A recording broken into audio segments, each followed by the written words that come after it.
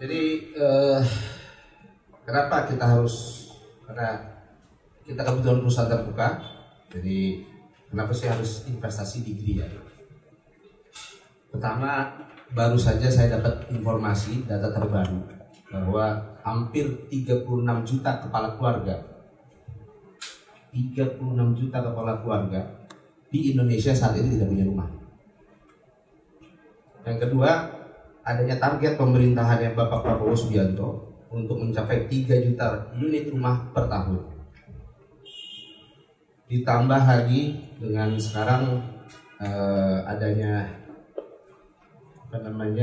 lower interest rate, artinya bunga yang rendah dari pemerintah, dari perbankan. Berikutnya adalah penambahan kuota subsidi yang sebelumnya dari 200.000 menjadi 320.000 unit per tahunnya. Ditambah sekarang banyak sekali subsidi atau mungkin insentif tambahan dari pemerintah, dari namanya free BPHTB, free PBG, bahkan PPN yang disubsidi, terus hampir berapa ini? 2 billion. Jadi harga perumahan yang di bawah 2 miliar itu banyak sekali subsidinya kan. Oke.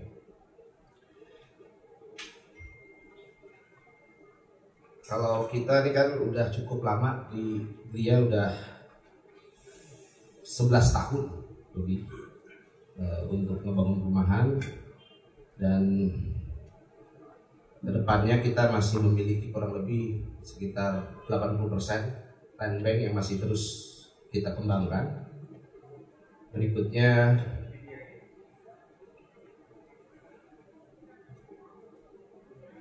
ya, penjualan kita tahun ini meningkat dari 2023 ya. Itu meningkat 30,4% year on year.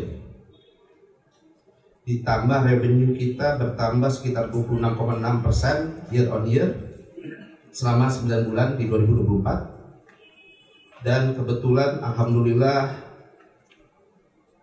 debt equity ratio kita 0,08, yang ideal, yang maksimum itu 5 kali mestinya. Tapi kita di 0,08 yang bisa dikatakan cukup rendah di Q3 2024. Berikutnya, apa sih rencana perusahaan kami ke depan?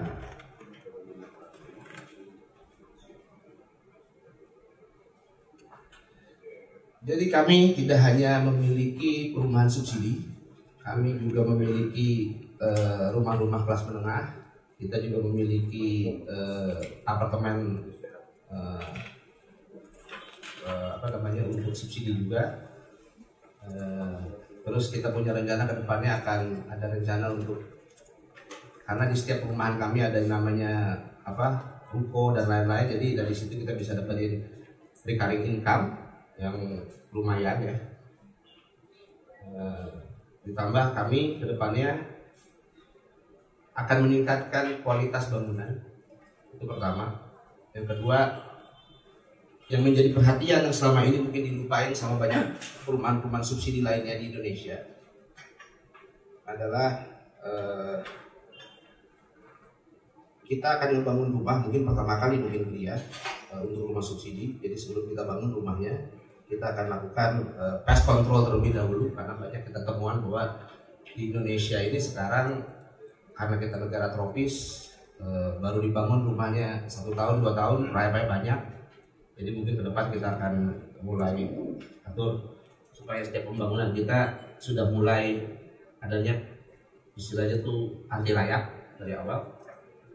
Berikutnya, karena ada arahan dari Pak, atau mungkin perhatian dari Pak Menteri Perumahan dan Kawasan, Pak Marodan Sirait, adanya istilahnya sporting facilities itu bukan cuma sekedar istilahnya air atau air bersih atau listrik aja, tapi kita juga sudah mulai mempersiapkan built-in, istilahnya dari awal kita akan bangun jaringan internet yang terpadu, Yang kedua, kita akan jalankan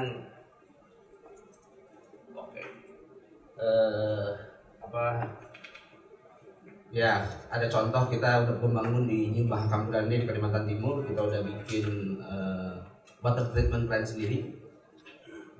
Jadi air bersih, listrik, internet menjadi satu kesatuan. Berikutnya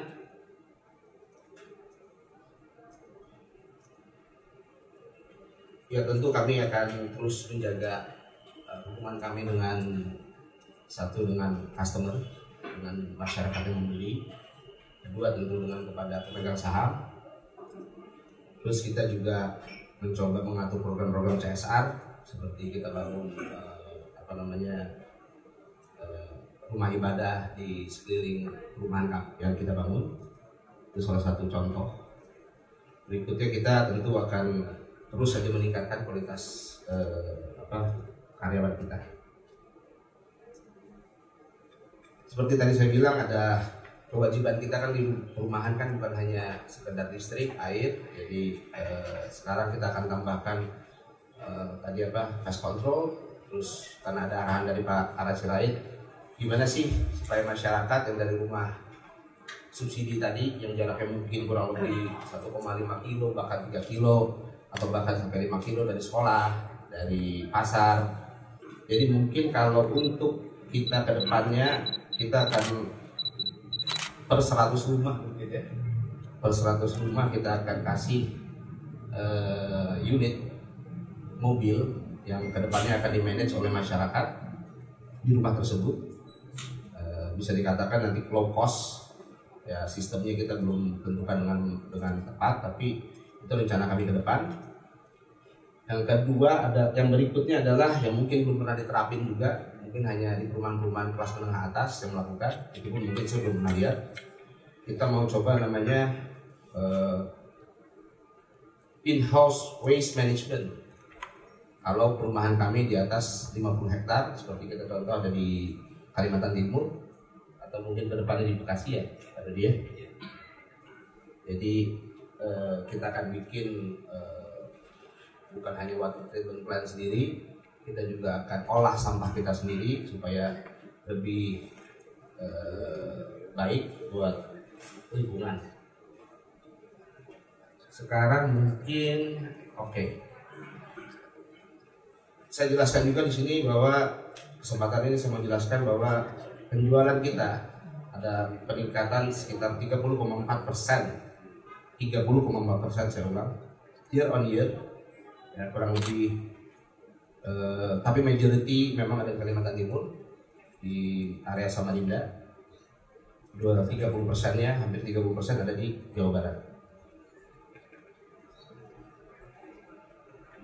Untuk kemampuan kami membangun dalam waktu dibanding kita komparasi dari 2023, kita juga meningkat kemampuan membangun kami sampai 53,2% year on year.